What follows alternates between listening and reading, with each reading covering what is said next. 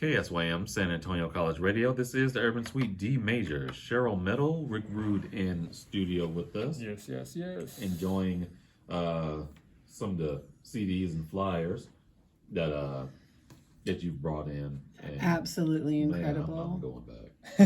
I'm gonna have to take pictures of I know stuff Notions before you too. go. I mean, has all that stuff, all his old flyers on file because we talked about it one night. Oh, word. Yeah, he still has all his old. Because I was telling him, I was like, man, I have a bunch of old flyers, but I know he, I hope so, because he's always made some of the best flyers that ever I mean, hit these San are like Antonio. 2004, some of the, I mean, that's the year I graduated from high school. Wow. Yeah. So, I mean, Man. Wow. so like this was when they did a Cloudcaps movie premiere. But yeah, and that was 2004, the year I graduated. Oh, man. I missed the premiere, but I think I had it on VHS. Good Lord. Did they release it on VHS? Or was it DVD? No, it was DVD. Yeah, it was DVD, I think. It was a DVD. Yeah. Amazing how they put that together. Yeah. Man. And God. Shouts out to Suffer as well. For, everything with God. Man, this history. Yeah, the whole Lost crew. I mean, that was their graffiti crew. So that's kind of what Cloudcaps was based around. Mm-hmm. You know, it was based around graffiti, and then they brought in local artists, and everybody would. I mean, it became like a weekend thing, and then they would start adding like. I think one year they brought RA down for it. I was there. Yeah, like they've always tried to do one night of. Like bringing a name national act down or whatever, you know. Yeah. So it's always been RA at the Rev Room. Up here at I think at Tucker's they had 2Mex. Yeah, 2Mex. That Saw year? 2Mex a couple of times. Yeah. Man. Shouts out to them. Man, Primax were really running stuff at the time. Yeah, well, I mean, Scuba was doing his thing. I mean, a lot of those shows, were his thing. So. Can I ask you, how did you get into the low culture? Like I said, you're man, it's funny because like I go back and look at pictures when I was like middle school, elementary. My mom had me in like little polo tees, just or whatever. And like 2012, really. So like high school, I kind of took a break. I got more into like the urban brands like LRG and kind of early Echo, man. Yeah. Like Echo, people forget Echo was really pure like hip hop like brand when it first started. Yes. Yeah. So it was like 2012 when we started building with Mayhem. When I was working with shout out to Garcia Vega with Isai Morales. Yeah. We were networking with Mayhem then, and so that's kind of how I got back into it because it was just like. Being around him and talking to him and just the culture, it's hip hop shit, you know what I mean? Excuse my language. Anyway, and so that's kind of how I got back into it, and it just kind of stayed the course since, man. I just got back into it heavy. Yeah. Like our friend Marcel P. Black, like he's guaranteed to have at least one piece of low on at all times. All times. Every day. Yeah. Well, Garcia Vega, was it last year, the year before? He went to actual low life. Event there in I think it was in Miami. Okay. And Thurston Howell was like the one who put it. He reached out to him because he was trying to get people to come perform, and Garcia Vega went out there and did a set. Nice. He was like, Rick, he was like, we need to go to a low life of like, not even. It's just because now, I mean, if you know any history about the low lives, that's how it started. Yeah, it started as like these kids who lived in the hood and they were stealing the clothes. That's literally what they were doing.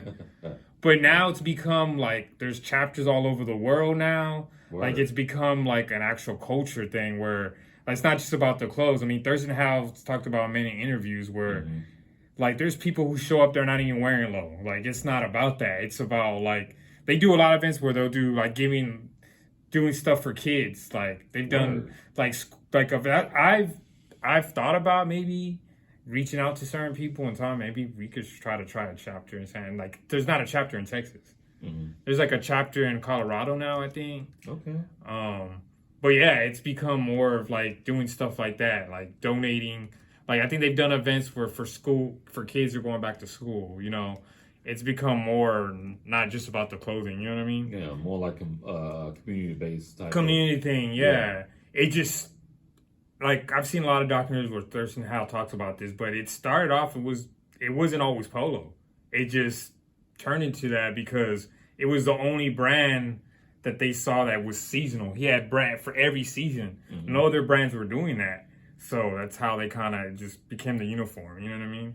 And you think about it, I mean, it's been around for a long time in the culture. Like, Yeah. I mean, there's people who are still heavy into it. Like, I know Big Boy from Outkast still rocks a lot of polo. Like, you know, it's always been their part of the culture. I think fashion in general, if you look at hip hop back in the day, like, it was a big part of the culture. Oh, yeah. Like, that's one thing I noticed, like, and I respect him for pushing that. Like, Thurston Howell's been the last couple of years been pushing, like, that fashion needs to be, like, one of the elements, like, a hip-hop. Because he makes a good point. You think about it, like, before you became a b-boy or a DJ, you were dressing the part. Right. You know what I mean? So there's some value. I agree. Like, I think it should be part of the elements now because it's a big part of, I mean, even though it's a different fashion, but look at, like, Kendrick last night. So, you know. Well, considering how... Like, he's into it, you know. Well, considering going all the way back, how hip-hop fashion has influenced other parts of fashion, even going back to the whole rift between Dapper Dan and Gucci, even going back then, you know. So fashion in hip-hop is very important. It's vital and intricate, embedded in, you know, world fashion as well. So I just don't think it gets enough of it. But now with somebody like that pushing that, I think that's, you know, a good thing, you know? Right. Because I feel like it's a big part of the culture. It's, I mean, no matter what, it doesn't have to be any brand, whatever it is. Yeah. You know, it's how you put it together at the end of the day. True. But also, you know, show respect to it, not just exploit it for fame and for money. Exactly, yeah. So that's dope. You know, one person I want to shout out, I give a lot to love too, is Donnie. Yeah. Donnie D. Shouts out to Donnie. Yes. You know, like, Yes. I've known him for a long time now, and like, even now, like, we haven't done something with Mayhem Lorraine, and it was 2012, but like, he still will reach out to me just on some humble life stuff. Yeah. Not even on music, just be like, hey, how you living, man? That's it. That's dope. Like, and he's huge. Like, and like, Donnie's, like, I mean, he ain't that big like that, but I compare them in the aspect of the humbleness. Yes. Very humble, man.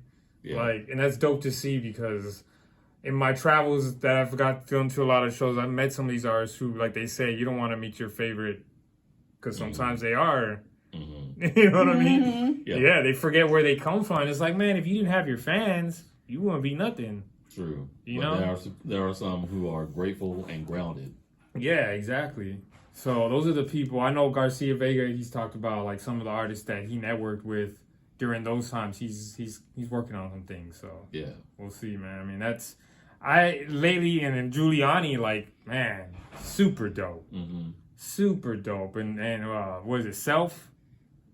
Super dope. Like, these cats remind me of the people I came up with. Yes. So that's why I love it.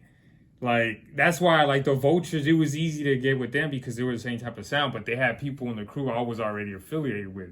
So it all made sense, you know? Man.